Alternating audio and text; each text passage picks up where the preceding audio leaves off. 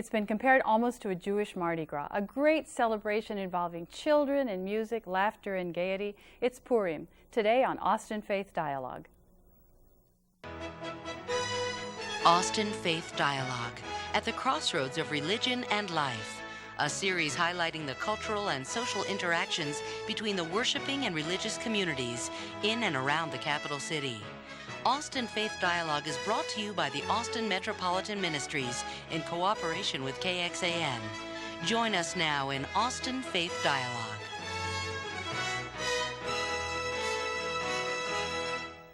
We're glad you've joined us for Austin Faith Dialogue today. I'm Sandy Wilder, your host, and today as we talk about Purim, we have a guest, Cantor Neil Blumoff from Congregation Agudas Achim. Good to have you here. Thank you very much. And we'll get to your choir in just a minute because that'll be the real treat of the show.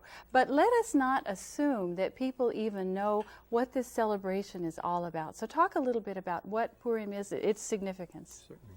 Purim is a springtime celebration, and as you alluded to before, it's a combination sort of Mardi Gras, carnival, festival time. It's really, for the Jewish tradition, the happiest time of the year, the happiest day of the year. And it's a time when children sort of make as much noise as possible and they run loose through the sanctuary. And we read a scroll, a testamental book called the Book of Esther, which sort of recounts the history of the story of Purim, which is essentially about Queen Esther and the Jewish people and Mordechai going against the Persians in the city of Shushan and getting it together and sort of having a happy day at the end.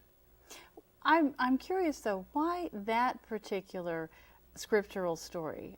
Any faith tradition has lots of stories, lots of heroes and heroines. So why this particular story of Esther and the people around her? We have many different holidays throughout the year. We have 3 that are spoken about in the Torah, which are sort of our major festivals. In the springtime, we have something called Passover, or Pesach, which occurs a few weeks after Purim. And then we have in the spring also a holiday of Shavuot, which is about getting the 10 Commandments. And in the fall, we have Sukkot, which talks about the tabernacle time. Purim is really a later addition to this whole canon of Jewish holidays, and it's something that evolved much later. The Book of Esther, biblical scholars think, is a much later book, written in a different time, indeed written when the Jews were in were in Persia, celebrating this sort of thing. The other holidays are sort of mandated in different times. So it's a later edition, but it's a happy edition, thankfully, because it's nice to sort of let your hair down. And I'm struck by the fact that it revolves around the story of a woman. I wonder if that's unusual in Jewish tradition to make that much fuss over a story in which a woman is a central character? It's not common, and it's nice also. It's also questionable about the sort of role that she has.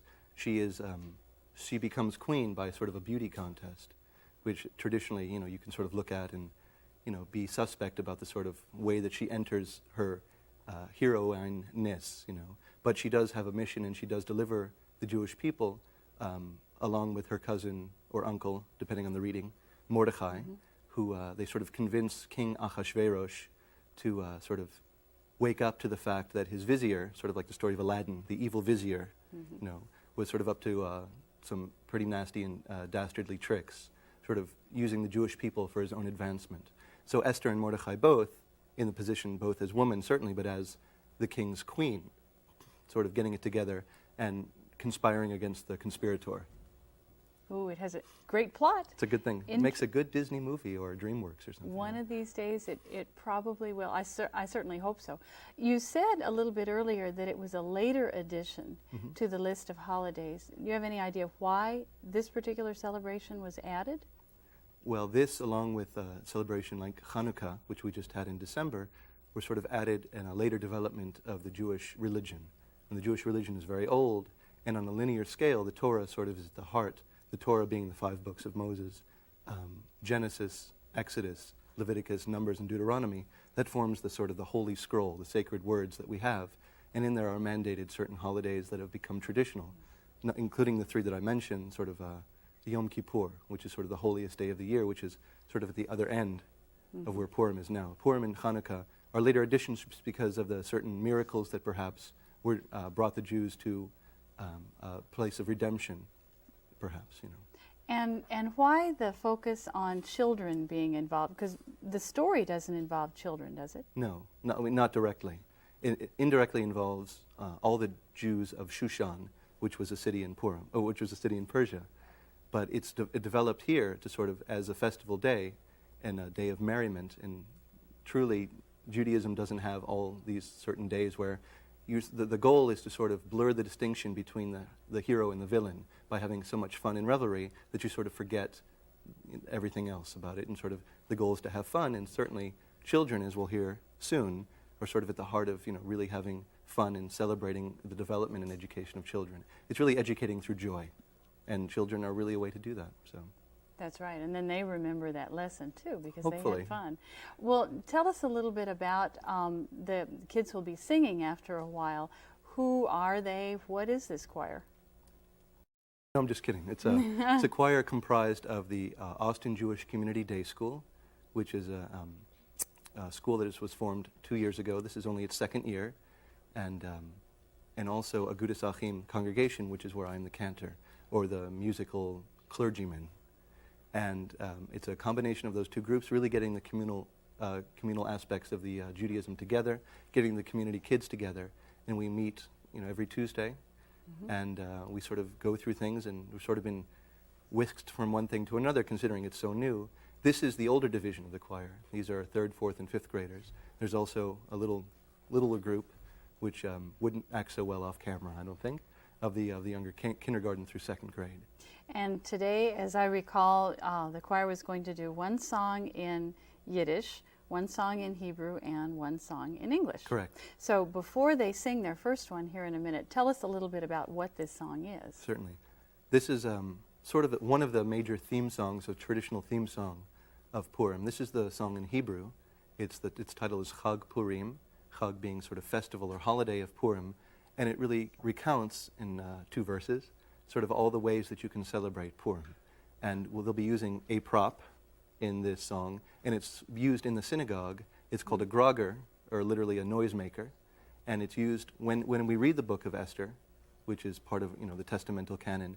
Anytime the tradition has been raised, and anytime the name Haman, or Haman in Hebrew, the villain, he's sort of drowned out with these noisemakers.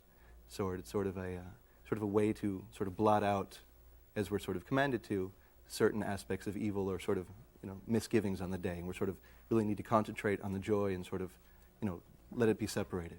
So in this song, well, the main idea now is between celebrating in fun, but also using the grogger in fun in a certain serious purpose. So what are the words? Because not everyone's going to understand what the kids are singing.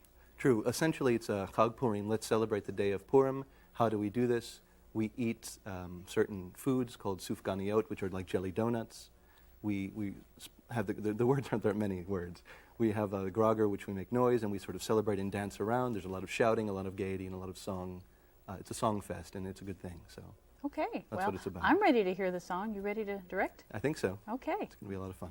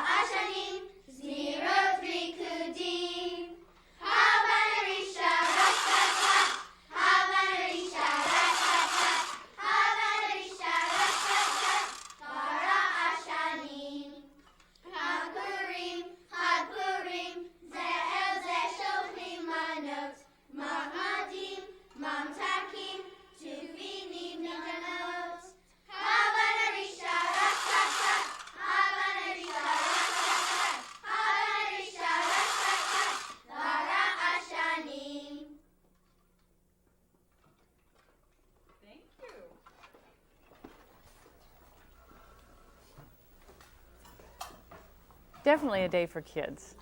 Hava Narisha, Rosh, Rosh, Rosh. Let us have a good time and sound our groggers, and that's sort of the theme of the song. And that's the theme of Purim. And then in the celebration, only the children are doing this, or does the entire no. congregation The participate? entire congregation participates, and it's sort of a carnival atmosphere. Some may say too much of a carnival atmosphere, but not me, certainly not. But a carnival atmosphere in the synagogue and sort of masquerading and that sort of things. Masks are a very good part of the holiday. And the adults, there's sort of something called a Purim spiel. You sort of make a satire of the story of Esther and the story of Haman. You can update it in sort of any way you want, create songs about it, and really sort of make fun of not only the story, but of our liturgy. And also, it's really a no-holds-barred time for everybody, the kids and the adults. It's really a nice time. So, what, about an hour or so, people gathered in the synagogue for about an hour's worth of program, of celebration? Right, and at the core of the celebration is the reading of the book of Esther. Mm-hmm. So it's chanted in a very traditional way, and as it's chanted, it's sort of interrupted in a way by this sort of audience, and it's very nice. They sort of participated in that way. They're sort of, the goal of the congregation is to sort of disrupt as much as possible in certain times the reading of the story of Esther, because it's been our tradition that the only thing you really have to do on Purim is to hear the story of Esther and how the Jews were delivered from the evil vizier Haman, the evil assistant of Haman. So it's a nice time, and after that sort of hour's worth of celebration, customarily there's carnival, there's sort of games and a lot of food and some dancing and music and that sort of thing. So it's really a change of pace. It's a nice change of pace. I'll say. Especially good right after the first of the year, when people, I think, are still looking for reasons to celebrate. And is this the kind of observance that people would say take off work for, spend the entire day preparing for, as some faith traditions do with some of their major celebrations? The best thing about this holiday is that the reading is done at night. So unlike some of the other holidays, like we mentioned before, Yom Kippur, mm-hmm. Rosh Hashanah, and other holidays like Sukkot, people sort of take off work and make it because it's sort of a commandment in a sense that you're to be in synagogue and to explore those sorts of theological issues. Purim is really catered towards the family and done at night. Sort of, you can do the reading at night, so you can do it at 7, 8, 9, whatever. Mm-hmm. And really, you don't have to take off work for it. So it's a really nice thing. It's right in the morning also, but the main celebration is at night. Mm-hmm. So. Okay, and I like the notion that it's evolving too. That's it's Judaism is always evolving, and it's a nice thing to sort of capture where you are in place and time with the celebration. You can update it to fit your own community needs too. So. Okay, we'll be back for some more conversation in just a minute. Thank you, and stay with us here on Austin Faith Dialogue as we continue talking about the celebration of Purim.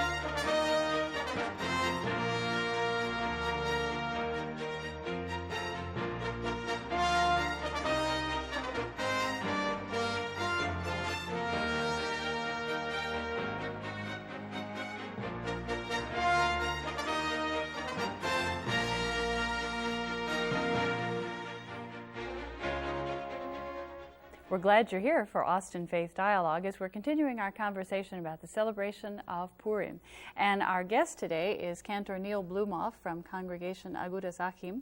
Good to have you and the kids here today. And you all have a second song ready. Tell us a little bit about this other piece of music. Certainly. The first piece we heard was in Hebrew, and it's sort of the theme song that explained why we have fun or how we have fun. This song, too, is about a particular food that we eat, not the jelly donuts that I mentioned before, the sufganiot, but it's about Hamantashen, which if you listen to the word Hamantashen, it sounds a lot like the vizier, Haman. So it means Haman's three-cornered hat, which was a style back supposedly in Persia, and there are cookies filled with jelly and filled with certain things, and we eat them. And this is a Yiddish song, Hop meine Hamantashen, which is sort of a nonsense song, a children's song, about children who sort of make making Hamantashen for their family or for their bubby or for their grandmother. Now, Yiddish is a language of the German speaking Jews. It was sort of the region of Central Europe and Eastern Europe, and it's really experienced sort of a revival in the recent years of coming together, and we're fortunate enough to have this song and to really see what we can do with it. So. Great. Look forward to hearing it.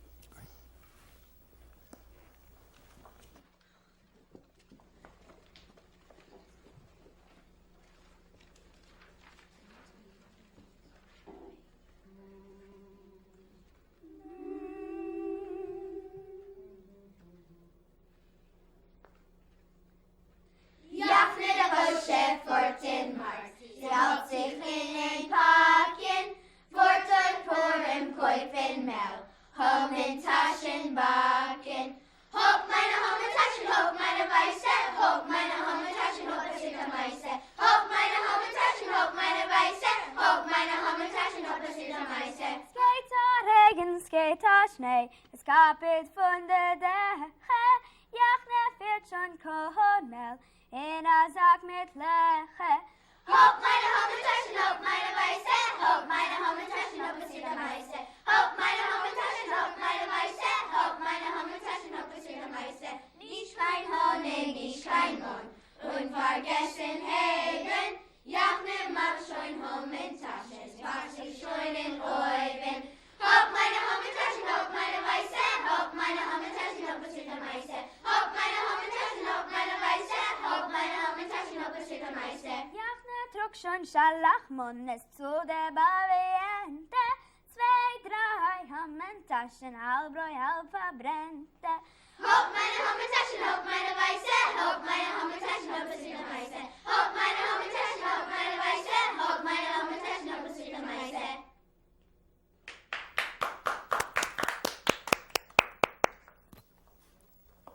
What an amazing group. I think so too. Not every group of children can sing in 3 languages, In about a week and a half's time, that's true. So, but even more impressive. so they're a very impressive group. Yes. Well, tell us a little bit about, because I'm not sure that everybody knows what the work of a cantor is. Tell us a little bit about what that job title involves. Maybe your preparation, your involvement in the synagogue itself. Cantor, the word itself, is a Romance word. It means sing or singer, but it's more than just that. In Hebrew, we have a word that means cantor also in a sense. It's chazan, which can be sort of taken, chazon, which means to envision or to interpret. And traditionally what a cantor does in the synagogue is lead the prayers and be a specialist in the liturgy of the service. And that too has been evolving, and we also are participating in the educational aspects of things. We primarily educate young boys and girls for their bar or bat mitzvah, which is sort of the passage of time when they're 12 to 13, 13 to 14. It sort of makes them a member of the community in full standing, which means they can participate as a grown-up in the service or in the synagogue life. We also do many other things. I particularly teach in the religious school at Agudas Achim. I teach them how to chant not only the book of Esther necessarily, we'll get to that one day, but the cantillation or the trope of the Torah and of special books of the prophets also, Haftarah, which is their bar mitzvah or bat mitzvah. But we also teach Bible, we can teach music certainly, we lead choirs, we can do band, we have adult choirs also in a synagogue. We lead anything musical in a synagogue that we do, but we're also, as I said, interpreters of the prayer, and with the rabbi, we are the leaders of the congregation.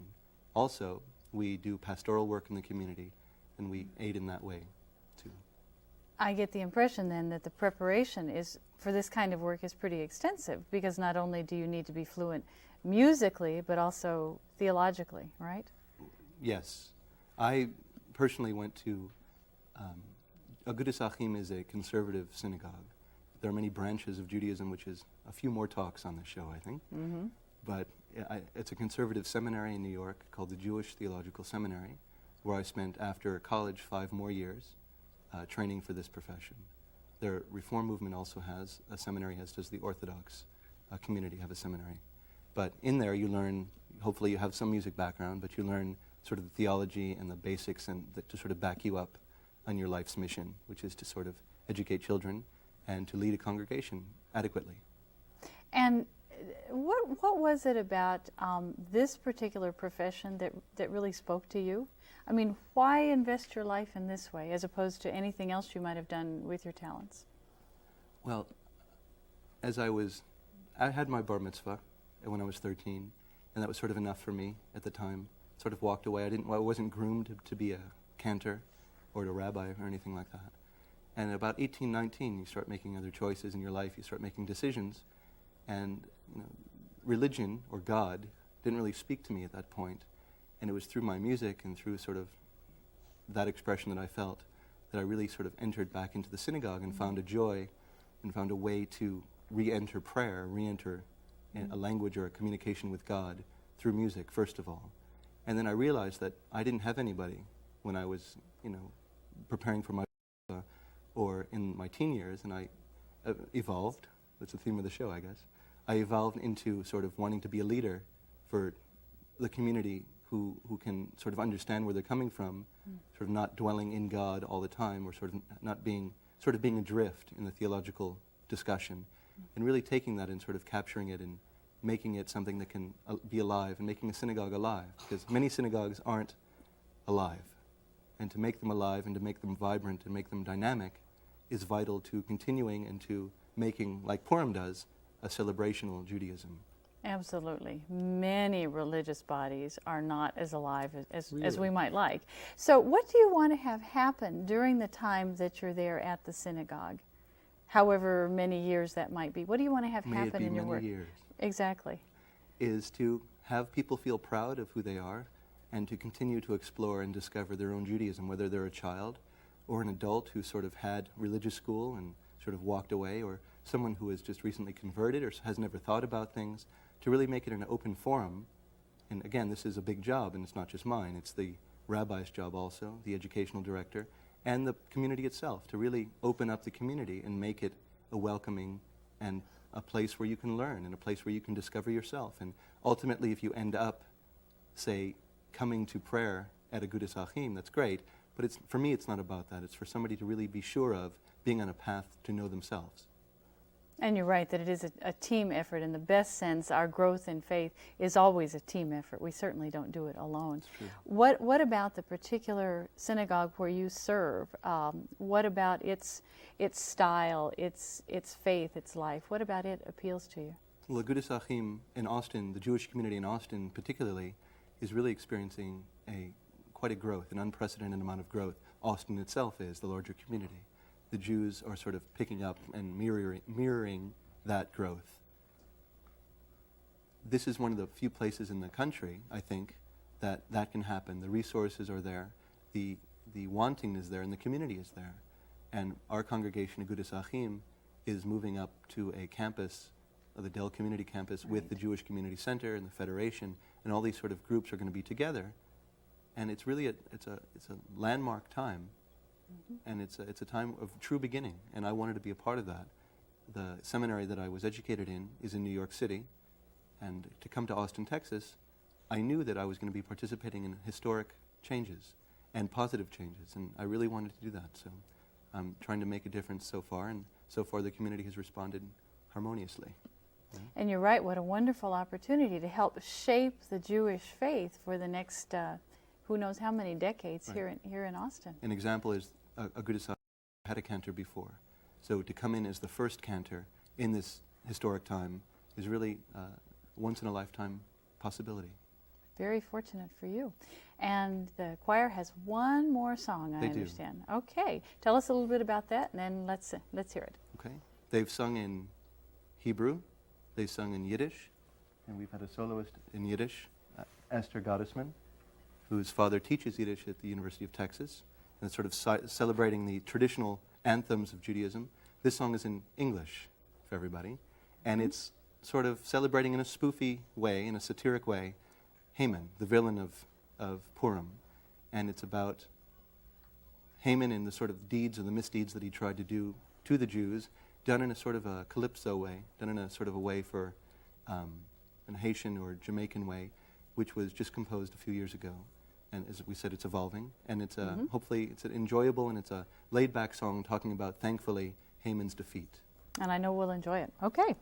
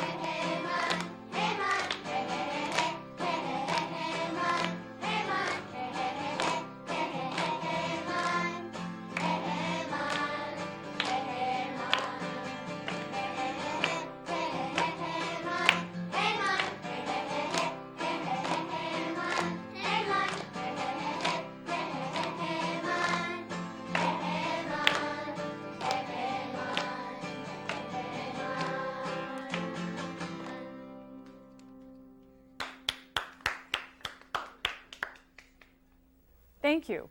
May I say also that Robbie Sherwin helps me with this, and Shai Specht, who is also a teacher in the day school, helps with the younger children. So we're very fortunate to have a wonderful community. So thank you very much. You are indeed. Thank you, choir, for being here, and thank you, Cantor Blumoff. It's been a pleasure. And it's been our pleasure to have you here today on Austin Faith Dialogue as we've celebrated and learned about Purim. Join us here again next week on Austin Faith Dialogue.